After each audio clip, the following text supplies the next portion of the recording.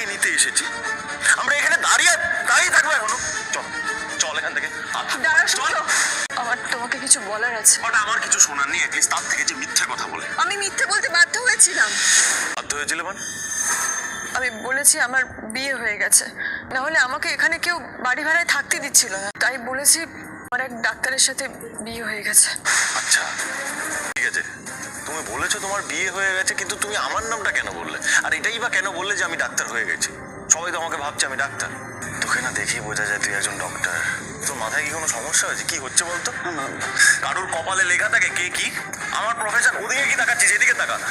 আমার কপালে লেখা আছে আমি একজন ডক্টর, তোর মাথায় লেখা আছে তুই স্টুডেন্ট না তুই কোন প্রফেশন, তোর মাথায় লেখা আছে? এরকম হয় না? না এরকম তো হয় না। তোমার বাড়ির লোকেরা কোথায়? শুনে না, মা দিদি জয় কেউ ফোন করছে না।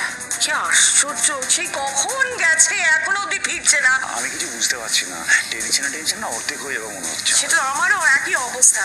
দিদি ভাই, মা ফিরে আসবে তো? রূপার মন বলছে মা ফিরে আসবে, কিন্তু বাবা যদি রেগে যায়? বাবা রাখবে না। দেখো, মাও ফিরে আসবে, বাবাও ফিরে আসবে। তোমরা এটা নিয়ে এত টেনশন করছো কেন?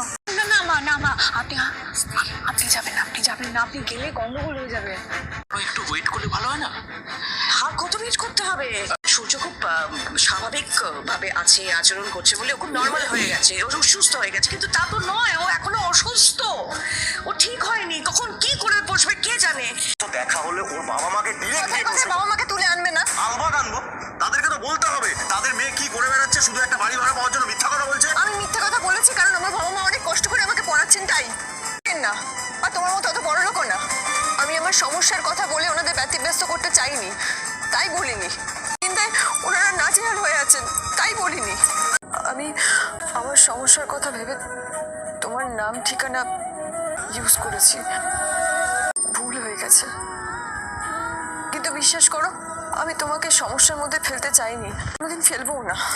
সরি, আমি বুঝতে পারিনি তোমার সিচুয়েশন। আপনি করছেন কি আপনারা? আপনারা কিন্তু একজন মেডিকেল স্টুডেন্টের সাথে এইভাবে বিহেভ করতে পারেন না। কেন করছেন এগুলো? ঠিক, একদম ঠিক, ঠিক বলেছিস। পড়াতে হয়, আমার বাড়িতে এইসব চলবে না। আপনি আজব লোক তো মশাই, আপনাকে একটা জিনিস ভালোভাবে বোঝাবার চেষ্টা করছি, আপনি না শুনে তর্ক করে যাচ্ছেন। তোমার ব্যাগপত্র নাও, নিয়ে এবার সব এর মধ্যেই আছে, নাও নিয়ে এবার বিদায় হও। আর নাটক আমাদের ভালো লাগছে। তার মানে আপনারা ওকে জোর করে তাড়িয়ে দেবেন তো? ঠিক আছে, আমিও এক্ষুনি পুলিশ ডাকছি। মানে পুলিশ এখানে কি করবে? হ্যাঁ, আমরা কেউ চাই না যে ও এখানে থাকুক, বুঝতে পেরেছেন? ঠিক কাজ করেছো, তোমরা ওকে ঘর থেকে বের করেছো, এবার আমরা সবাই মিলে ওকে পাড়া থেকে বের করবো। বাড়ি থেকে তাড়াতে পারবে না, কেউ না। আমি আর পারছি না। ওরা করছিল না, জড়ি ধরেছো কেন?